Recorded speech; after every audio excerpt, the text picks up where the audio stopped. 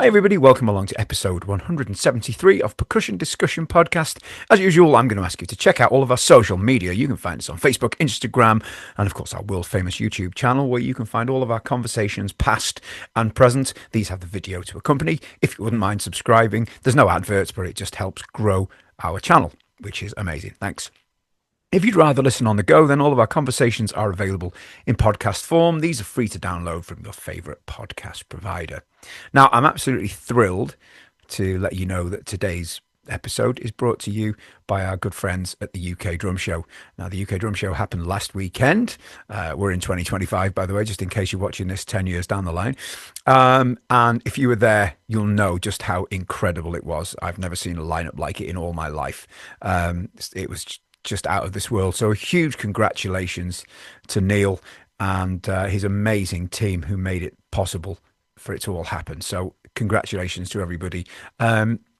If you weren't there, why? I mean, it's such an amazing weekend, but don't miss it next year. It's happening on the 24th and 25th of October in 2026 up at the ACC in Liverpool.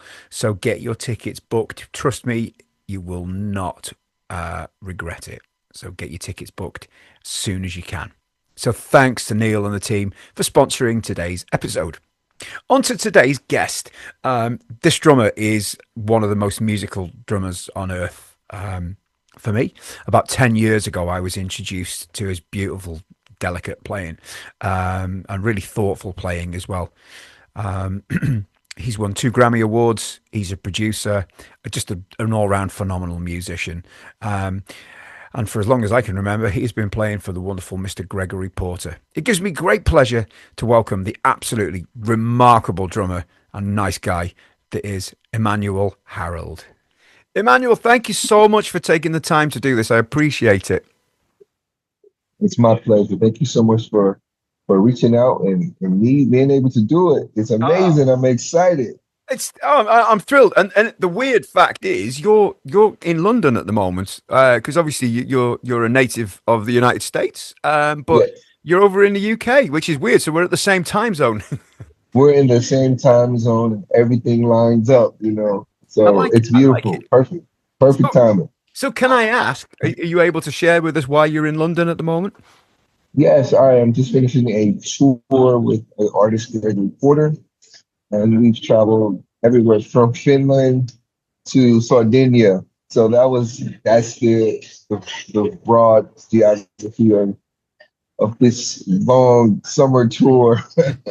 We went to one place in the summer and we thought it was winter to the last place in summer where it felt like it was the desert. So my body doesn't know if it's coming or going. Oh dear me. Well, I hope it's nice and warm in London for you at least. It's quite warm up here today. So today it was a little drizzly, cloudy, and then it was bright sun, and then it was no sun. I'm like, oh, I don't know how to dress for today. That's just the UK in general, to be honest. Oh, really? That's just yeah. It's all 4 seasons in one day. That's the way it is, Oh my goodness. I don't know if I can get used to it, but it's enjoyable because the weather isn't too cold, and I guess the median temperature is nice. It's not too cold or too hot, so it's okay. It's okay. It's okay. Maddie said it's okay. Okay, so it's okay. But you mentioned obviously Gregory Porter. Now, the first time I became aware of you was listening to Radio 2, in probably 2014, and Hey Laura came on.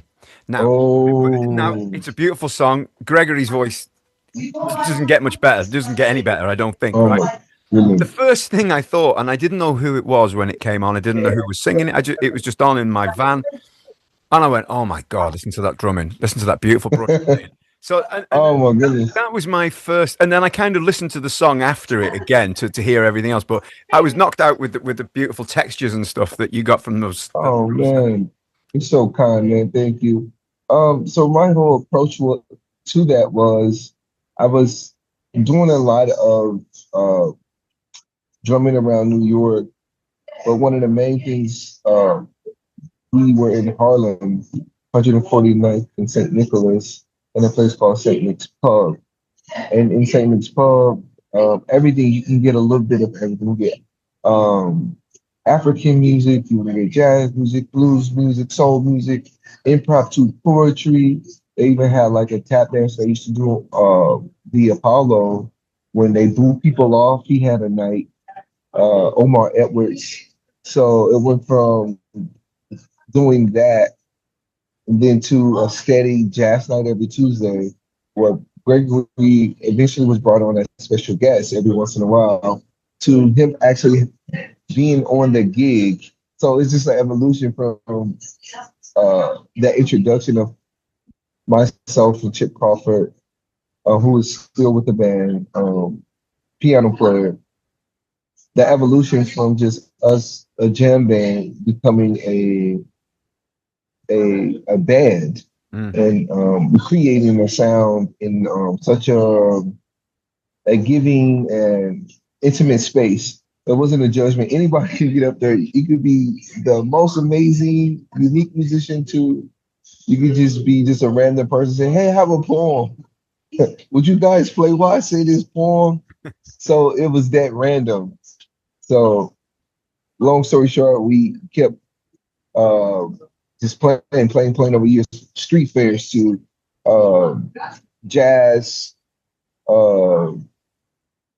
pop-ups, if you will, until Gregory at some point started bringing in Be Good, and he started bringing in, he said, I got another song, 1961. He said, I kind of hear it, but I don't know how this rhythm should go. And I said, just hum in your head the rhythm. And he was like, I don't really have the rhythm. And he was like, okay, this is the bass line. I have the So I said, oh, okay, so maybe I can play a little bit of, some Mozambique, because I love Steve Gadd. As you mentioned, he's been on this podcast, and I love Billy Cobham, and I love rhythms. So I'm blending a little Mozambique, a little bit of jazz, kind of what do you call it? I'm trying to think of the term of think, cascada. Think, Oh, think, yes. think, think, think, think, think, think. So I'm blending all these sounds and just trying to see how it fits without it getting in the way of his lyrics.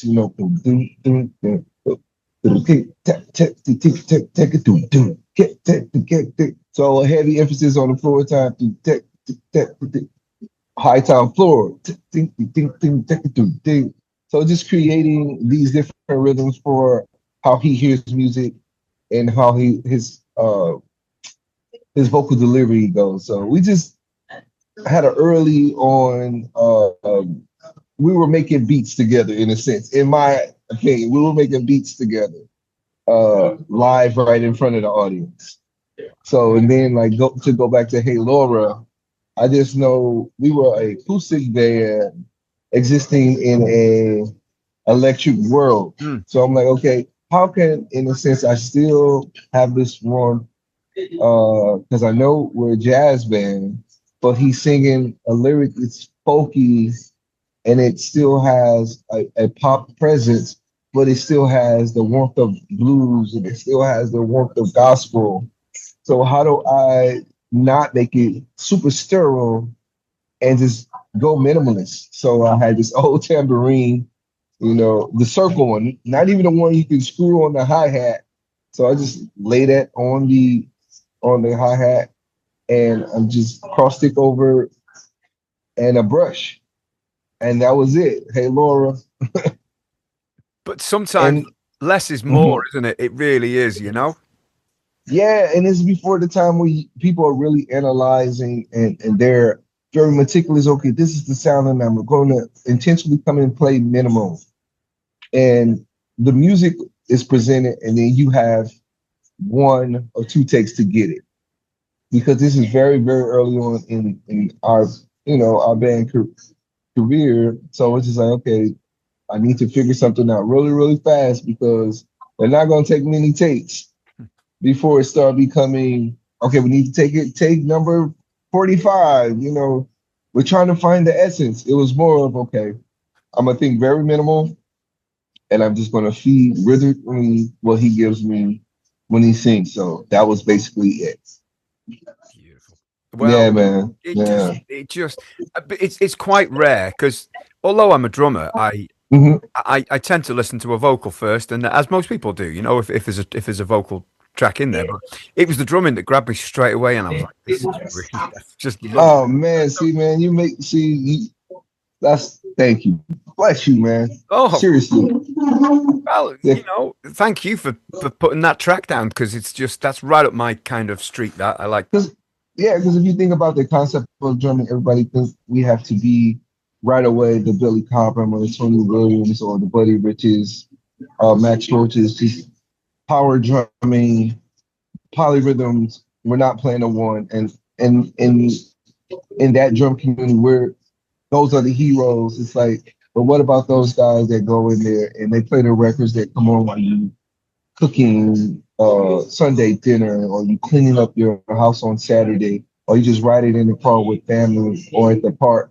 It's like, where are those drummers? How aren't those drummers celebrated like Steve Ferrone Oh, or J.R. Robinson and uh, the list goes on of amazing guys that understand how to just lay it down the middle, uh, which they had vocabulary to where they could be some fusion avant-garde esque drummer, but they just because of their touch and their prowess, they end up in those types of rooms to where it's like, nope, he's gonna play this record, and what he plays is gonna feel amazing, you know.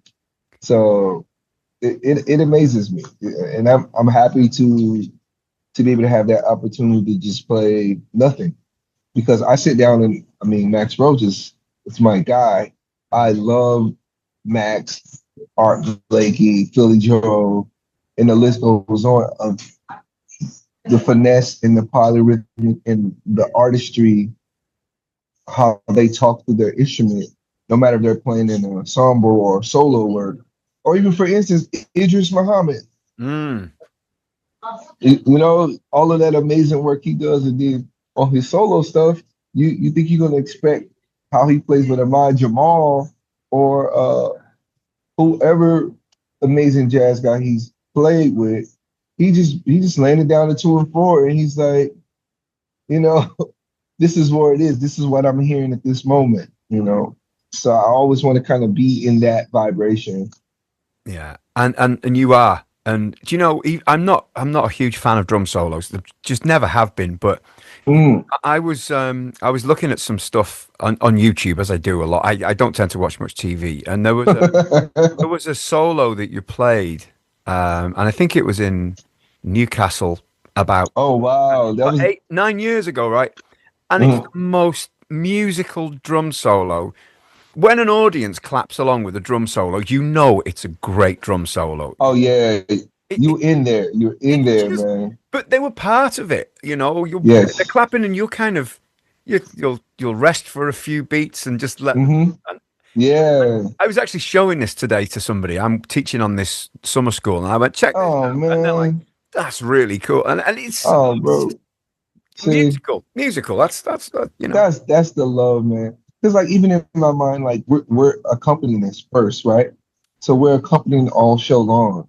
And then if they give you space to go to a rhythmic place, it's like now it's your playground. It's like, what am I hearing? What uh type of groove am I hearing? What kind of sounds am I hearing? What kind of am I playing against the groove? Am I playing against the audience? What am I doing to somehow always find a happy place to where it doesn't get boring and it doesn't become redundant and it doesn't become too cliche? Hmm. Because every time, man, I promise you, I do not play the same stuff. Yeah, yeah. No, I believe you. I can't do it because just the way I've grown up to in the music. If you're cliche, you're going in my circle. You're cheesy, you know. You know. But the fine line of that is to mimic a master is flattery. You're daring to be great. So if I hear some in that moment, if I hear something I may have heard a great drummer play, I'm like, yeah, I'm going for that. I'm gonna go for it. It may come out in my interpretation, but it's one of those things to where that's where it is. If they're playing on that high level and you can somehow find a moment to reach it, I say go for it. Yeah, yeah, 100%. Yeah. And I've always enjoyed. I'm a fan of Gregory Porter anyway. Hmm. Who isn't? But things, the styles change, they come and go. And the last album, I can't remember the name. What was the name of the last album? Oh, it was All Right. Was it All Rise, the last one? Yeah, All Rise, 20 and then they released one with a double record kind of, and it was Still Rising. Right. Okay. Well, it was. I Yeah. think the last one I had was All Rise. Now, the interesting thing for me is that a drummer who I admire greatly is Troy Miller, and Yeah. I've seen Troy Miller play with Amy Winehouse. I think it was at Yeah. Glasper many years ago. And Yeah. how does it? Because I know you produce as well, but how does it? How is it having somebody like Troy at the helm? I know you co-produced that album. Does it change anything? Does it make it more interesting? No, not really. It's just more of now you in a room with someone understand a fellow drummer, rhythm brother. And for me, it doesn't change anything because like I'm the audience just coming up as Joe Chambers was a instructor for me. If you know who Joe Chambers is, he is the drummer from Wayne Shorter's Speak No Evil. Yeah, so he's just coming up with those kind of guys over your shoulder.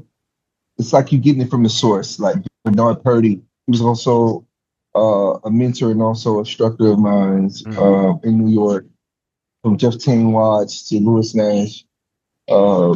These are the kind of guys that I force myself to be in around.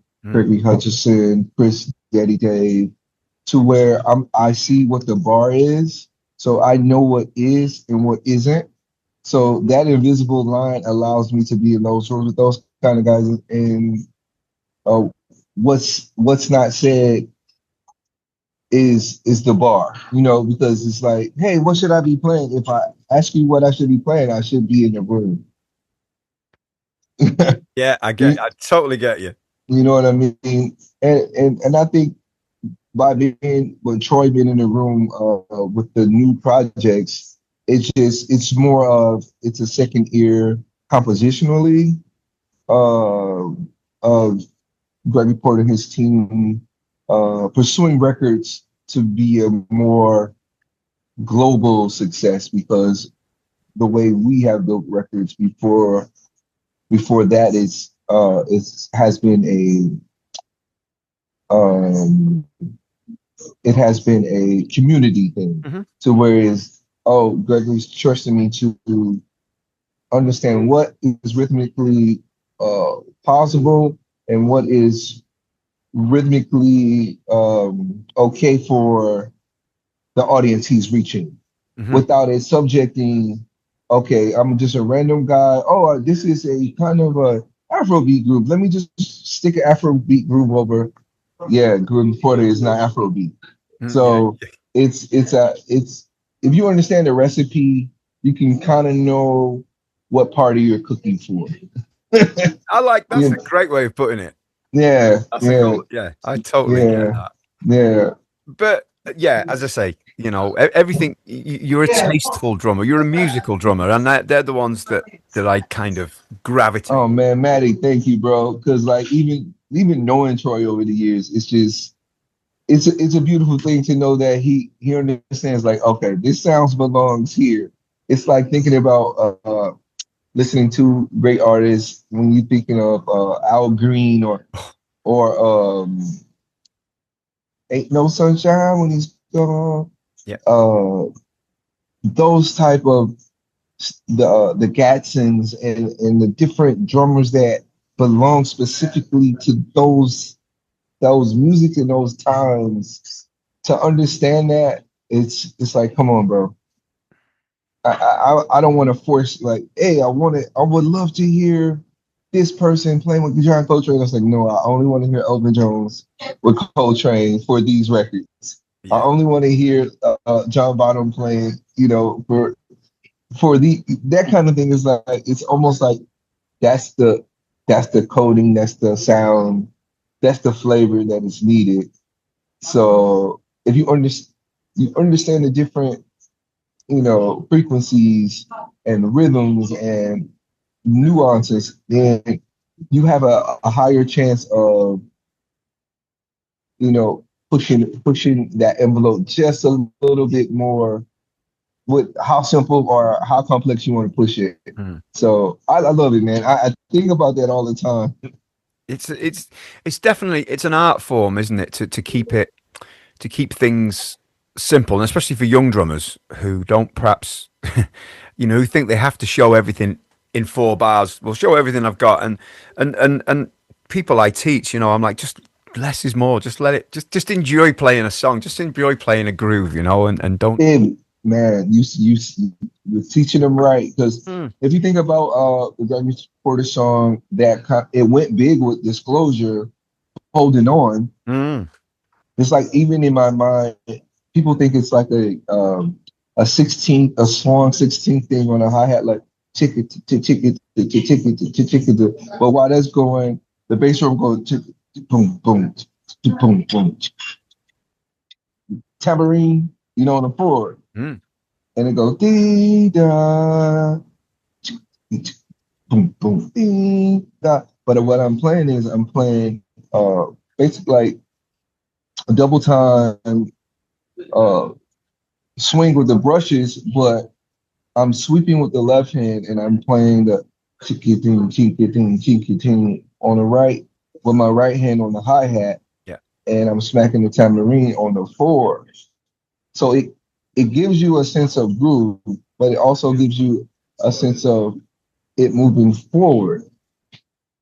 And the bass drum is more like the ostinato to really glue everything together. If you're a listener and you can't feel the boom, boom, boom, boom, ting, ting. So I'm still adding all those acoustic qualities, but at the same time, I'm trying to see, okay, how can I still be not go bored, keeping time for someone, and how can I sonically appease the listener, the producers, the artists, and myself all at once. That's you quite an know, ask. Yeah. yeah. So it's a tall ask, and that's all you can do. You can only if this is an artistry we're painting and we're using the tools that we have. Mm. So that was the tools I had: a brush in the left hand, a stick in the right hand, tambourine on the hi hat, and an ostinato on the bass drum. Beautiful. And Yeah, man. textures for me, textures. It's like colors, isn't it? On a drum kit. That's. Oh yes, yes. I'm a fan of calfskin heads. I know they're not practical to tour with, but I've got calfskin Woo. heads on this, and just the Mm, tones and playing brushes and brooms on them. It's just, oh, textures. man, Love it. it's earth, man. It's Mm, earth. mm. It's one of those things to where, unfortunately, they don't. I don't know a big brand who's making them, but I know I endorse Aquarium, Hmm. and they have what is the series called, the Heritage series, Okay. to where it's very close. Because I was when I was 17, 18, I was playing this club with a great saxophone player who used to share with Booker Irvin. Booker Irvin is a saxophone player where Alan Dawson used to play. And Alan Dawson is the the cheat code for Tony Williams, Cindy Blackman, all these amazing drummers that he was teaching around Berkeley. So Alan Dawson is the cheat code. So long story short, playing with this Willie Aikens, he would always say to me as a young guy, "You have the power, you have the energy, but I can't hear the hi hat," you know. And then like, okay, I'll get my hi hat stuff together. And then later on, he'd be like, "Yeah, man, you should go check out Ron McCarty more, or check out uh Billy Higgins. Yeah, go check out Billy." So he would kind of lay little nuggets on me, um, without discouraging me, like saying, "Yeah, you get more of this in your plan." And then his final lesson before I left for New York years later, he was like, "Yeah, once you learn the melody, you know the tune. There's no more to learn about the tune. If you understand the melody, of course you're gonna have a bridge, and maybe you have an outro, you have whatever it may be. But once you learn this melody, you have the tune." So with taking that to heart and learning just a lot of tunes, just so I can navigate through New York and see where I will land, whether it be R&B, hip hop, uh, bebop, straight ahead, big band, whatever. Learning melody helps me to tie a lot of things together. Mm. Because the beat, essentially, it drops a certain way. Depending on what that melody is, the beat will drop a certain way. Yeah, I get that. I get that. Yeah, man. So that helped me uh navigate musically up until this point. Mm. No, I totally understand what you mean there. Yeah, man. It's so let's go back, if you don't mind. Let's go back to kind of your beginnings in music. I mean, what? And I ask this question a lot. What's your first memory of music? I mean, never mind, forget drums for now. What's your kind of? Do you have My a first, first memory of it? yeah, my first introduction was sitting on the front pew. My dad was preaching, and before he would preach, my sisters and brothers, we will be called up. Well, actually, not at that time. Well, it was just all my brothers. We were singing because my grandfather, he sang. So we were handed down like third generation singing. Uh, my grandfather and his brothers, they used to travel around singing with Diana Ross's uncle CQ Ross and in doo-wop uh, bands around the states. Mm. So between singing was my first instrument, two instruments, because later on my grandfather had a drum and bugle corps to where he will go into the inner cities and have an outlet to take the youngsters out of or give them an outlet to express musically where to they may not have the different sports clubs or the different musical outlets through school in the summertime. Music was our outlet and our introduction, and learning brass instruments, everything from cornet horn to viol rotary horn, baritone, French horn, sousaphone. Just learning all those brass instruments because that's what my dad was. He was teaching us instruments. So in my mind, I'm just going through a phase. But later on, it wasn't cool for me because I was like, I want to play drums. But my grandfather was like, no, no drums, horns. You know, So can I just say, right? This is yeah, quite strange. My dad is, I mean, my dad's still around, but he doesn't play brass anymore. But he was a very good. Do you know euphonium? A euphonium? yeah, euphonium, yeah, of course, My dad yeah. was an excellent euphonium player, and he really wanted me to play a brass Ooh. instrument. And I was like, it's Mm. just not what I want to do. That's not what I want to Yeah, do. And so it just euphonium. made me laugh when you made me smile when you said that. It's so Oh my goodness. But the euphonium is such a beautiful instrument. It's not the baritone, and it's just the size up after tuba. the tuba. Yeah, So it's in between the trombone. You say, I don't want to play the tuba or the sousaphone. I'll play euphonium. So yeah. So yeah, it's man. just it just made me smile when you said about your dad wanting to play a brass instrument. It's the same here. Yeah, man. There was no drumming for us because the drummers back then, they were like the harder dudes to where they always get into stuff later on after like a function or a parade. And it's like, no, we're gonna make sure you still here stay disciplined, you know. But like I think it was more of them just wanting us to learn harmony, Yeah. uh, melody, and just staying together. Hmm. Yeah, so it was a real big thing. I mean, even to this day, my brother still plays. He's a huge success trumpet player, Keon Harrold. He just dropped an amazing record that was nominated for a Grammy. And yeah, so Keon kept to the trumpet player. I kept to the drum.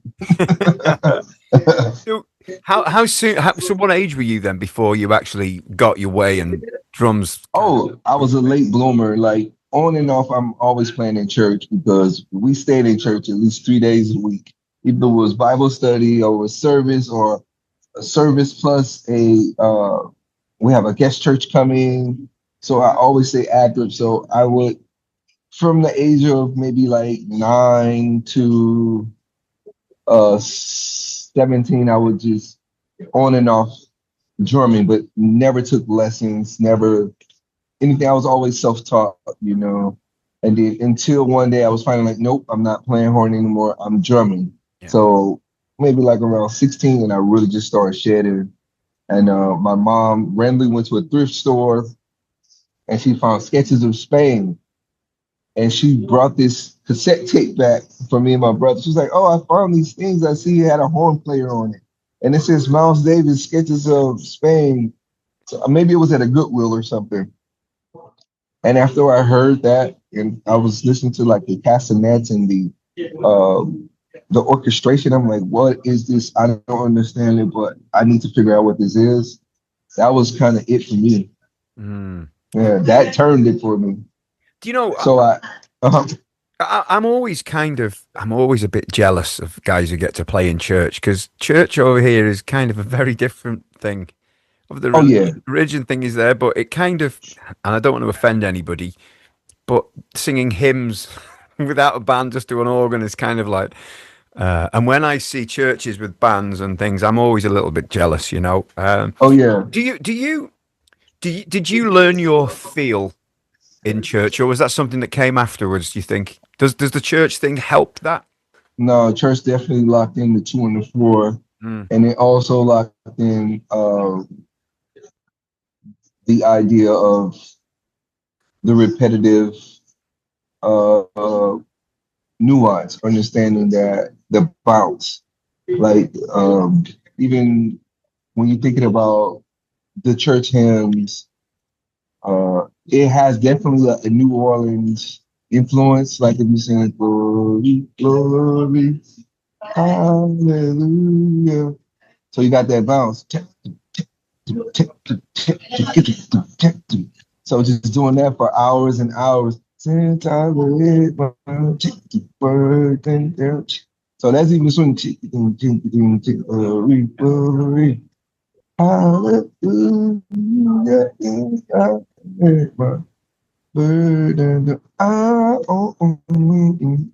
Like you got that New Orleans influence without being in New Orleans, Sure. by being from where I'm from in St. Louis. And that was the easy transition to understanding how the right cymbal bounces, the swing, was because of church and understanding how the hi-hat, just the spirit of the hi-hat, it glues at everything else in place. Yeah. And in churches, nobody's just virtuoso like it is now, virtuoso organ players or just playing over the bar line. It was more of the essence of the repetitive, of the frequency. Everybody's all on one accord, and we're going higher. We're going higher and going higher. So it's tribal. It's community. It's I go back to the word earth. We're all connected, and we're searching for that message and that delivery, and most times when you're playing in church, the praise and worship, it ushers in the message of the evening. So it's more in the Black church. It's more of a we're cleaning the slate. We're opening up our ears to the word of God, which is coming from the man of God. So it's always that idea of, okay, we're sanctifying ourselves, we're purifying through the music, and now this is the message, you know. So it's deep, it's really deep to talk on, but when you in it, you understand it. And I have to say, I think from what you've just described, that's going to set you up for a career in music better than Oh, the big time. virtuoso playing over the bar thing, because there's not that many gigs that want that, is there? You know, let's be honest. Not at all, unless you're playing for a room full of dudes. Yeah, yeah. No, and we're not playing the one, we're going to stretch everything, and we're going to group everything to 7, 9s, 11s, 13s, and 27s. It I leaves mean, me, it leaves me cold. yeah, it could be an art installation, which is super dope, you know, because now you're painting some high quality art sonically. But like, if you want, take me to the room where you have the women, because they listen with their ears and they feel deeper than most guys. So if they're in that room, is because something sonically was said and something was sonically felt, to where they're like, I'm going to see this person, and if you want to date me, that's where I'll be, you know. So take me where the people music is, Yeah, please. yeah, absolutely. So did you, obviously you were self-taught. You obviously had lessons at, you've mentioned some of the great people and teachers you've worked with and drummers you've worked with. Was there a formal drum education, like a college thing, or? No, man, just like when I went to New York, basically I was there to soak in absolutely everything. At that point, I'm self-taught. Yeah. I just taught myself to read. I had like, if I was home, I would show you this catalog of just books I was going through, from the the Gary Chaffee stuff to stick control, I've got I've got George them all Northstone in there. Look, syncopation. See, everyone's in see, there. see, you know. So I was just taking myself through the biggest possibilities of interpreting that, to when I get into these intense um, rehearsals. A lot of times I used to do a lot of subbing, not change subject. I used to do a lot of subbing for drummers in rehearsals. Mhm. So you'll get in position, you're reading all this original music, and it's like, how do I interpret these music notations rhythmically? Do I hold quarter notes? Do I because it's not written, they just give me a lead sheet. There's no drum charts Yeah, for sure. people's original music. So how do you interpret the first time to where now they're like, oh, okay, when Eric McPherson or say someone can't make a rehearsal, they're like, hey, I know a drummer that can just run us through the music. That became a thing for me. And also I had to just get comfortable with just seeing music for the first time, interpreting for the first time the melody, to where, okay, this is how it bounces. This is what stops. This is dynamically, even though it's not really a piano or fortissimo, you can kind of use your own skill of interpretation when it came to that.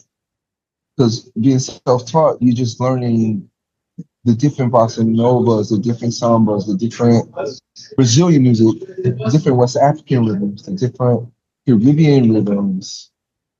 So you can have that type of um, what's the word for it? Spice Mm. to add to your normal gospel New Orleans uh, basic rock beats, because a lot of the stuff it's been done already. So we're just trying to see, in my mind, okay, so this is how I used to think. I say, okay, so if uh, Michael Narada plays it this way, and Billy Cobham plays it this way, why did Chester Thomas play it this way? The same type of song. So I'm always trying to see, like, what was the angle to make them a little different, Mm. in a sense. So Yeah. I was kind of analyzing, in a sense, more to saying, okay, at one point, yes, I was trying to be Max Roach and all of those guys, but then it had to become a point to where when I moved to New York, some of the guys that were mimicking, such as like I was attempting to mimic, like Jeff Teen Watts and Louis Nash, those guys can still be called. They're like, hey man, Yeah. I got to a point on the bandstand where guys was like, hey man, I can call Louis, I can call Carl, I can call Chris. Like, I want you to bring what you, who you are in your interpretation, because like you get with band leaders that they also know drumming and they know if you trying to mimic or rip a guy that maybe is their friend, and they like, yo man, like bring you to the table. All of that education, all of the learning, you have to get to a point to where it's like, oh, okay, I can identify only you roll off the tom or cross stick or play uh, upbeats in certain kind of ways. So people listen to the small nuances, which allows just from the years and years and years and years of self-taught or teacher lessons, taught lessons, they're finding an identity. And if you really listen, you can find your place. I feel you can find your place. Absolutely. So yeah, and what they're saying, like, um, when I arrived to New York, it was more of okay, I have to get in these practice rooms because practice rooms were coveted. At the new school, it was only like the time I was there, I can remember maybe 5 practice rooms, and everybody in the entire university are sharing these rooms, and it was only drums in the few. So you had to sign up for it, wait for it. If you missed your time or you're late, people were waiting outside the door like, man, it's my time to shed. So just honoring that time and trying to fast track, okay, what's important to shed on, or what's useless, you know. There's plenty of useless stuff to shed, isn't there? Let's be Yes, honest. it's like, do I just come in here and practice the same lick all the time, or do I really try to interpret uh, the syncopation book and how to uh, play longs and shorts? And yeah, man, it's a journey. It's still a journey because now with my it's all ties in. It's like even with my travel schedule now, it's like how do I shed now? Now it's like a mental shift Yeah. because I can't sit at the drums. I'm always sitting in transit or the airport, or I'm waiting to play. I'm hurrying up to go. It's like I don't have the 8 hours or the 4 hours that I had before a Gregory Porter or a any other type of artist you will encounter. Is now it's like it's a mental shift. Do you miss getting to just go and play and just play Oh with? man, I miss it, man. I miss it like you know how fat kids miss cake. I miss it like that, man, because it's the spontaneity and the energy of right now, right?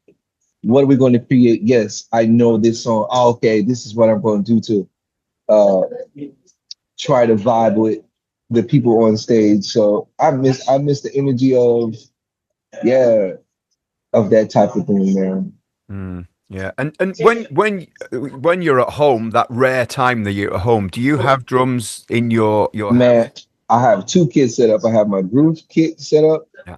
I have my experimental kit set up. Actually, 3 kits set up. No, 2 kits, because I normally switch out the experimental kit because when I'm just searching for different sounds. Because so much amazing things are happening with the drums right now, and I try to steal everything I can from all these young drummers and all the drummers that I look up to, and I also have my bebop kit because I'm always trying to reach for that stuff that Max and Roy Haynes and Billy and Ed Blackwell. The list goes. I'm always still I hear that in my head, and I'm like, man, one day I'm gonna get to really, I'm gonna really get to express myself that way. Oh, Yeah, man. Yeah, beautiful man. stuff. And but as well as the drum side of thing, you're into the producing side as well. Oh yeah. So I was going to ask which side of the glass you prefer to be on, but I think I know really which side of the glass. But Tell me, Maddie. Tell me, man. Does it compare? Does it compare to playing drums, producing? Well, in a sense, if it's something you love and it's something that you can bring to to the listeners, to the new listeners, that's fresh and it's organic, and it's something that they can relate to, but it's also something that's slightly different that they would not possibly even get into. I'm with that. I love the idea of. So today, for instance, I went to a MoCA. It's a modern art exhibit. They had Andy Warhol. They had uh, Basquiat. They had Marx. Um, Keith Haring. So I'm into art. I'm into food. I'm into all kinds of cool stuff. I'm like, what made these guys great? What made them edgy? So producing for me these days, it's a different voice than drumming because now I can sing a melody in my head and then sing it into a voice note and then put that voice note into a program and I can build out a song from it. So it's drumming is I can come up with so many ideas, but it's gonna always be drum related. But now with we're producing, I can go from the rhythmic to now the melodic and song structure, chordal, and I can go from just standard blueses to different type of modal structures, and it just opens up a different. I think is one completes the other for me. It opens a different uh, sound palette and sound source and dimension musically for me to produce because now I'm sitting behind so many great audience or sitting in a room with so many great artists. Now I can say, yeah, I can hear what belongs here. Mm, mm. You know, And I'm guessing, right, that side of things has to help your drumming as well. oh, big time. Take things from that and Oh, big time. yeah, yeah, Yeah, man. Because you know, sometimes you can be drumming and you think you're killing, and you listen back and it's muddy and it's just a lot going on. And it's something when you simplify the dominant beat or the dominant notes, what really makes that melody stick or what makes that rhythm tick. mm. It kind of like it allows you to fine tune uh, the cloudiness when you produce more, I believe. Yeah, yeah, I like Yeah, that. man. I like that. Well, look, Emmanuel, you've given us the most amazing snapshot into your life, and Oh my goodness, man. it's been so cool. I thank you so much for doing it. Thank you, I've Maddie. really enjoyed speaking to you. So Part two, baby. Part yeah, two. hey, definitely because there's all the collaboration stuff which we haven't touched on yet, but Yes, yes, we must do it, and yes. I'll hold you to that. And I'm Definitely. serious. I'm back, bro. I was here just doing some writing sessions at a few studios and the stuff that I'm working on as a producer and as uh, working and building a new band. Uh, it's night and day the stuff that I'm doing with the Gregory Porter stuff. So I can't wait for you to hear it, man. That's good. Well, keep me in the loop, and I'd love to hear it. Yeah, yes, So sir. And we'll do a listen on here. hey, Yes, sir, man. fantastic. Thank you Yeah, so man. much, Emmanuel. I'll see you soon. Thank you. Rest of your trip. Hey, blessings. Thank you so much. Let the sun shine in, baby. Yeah. Thank you. See ya. That's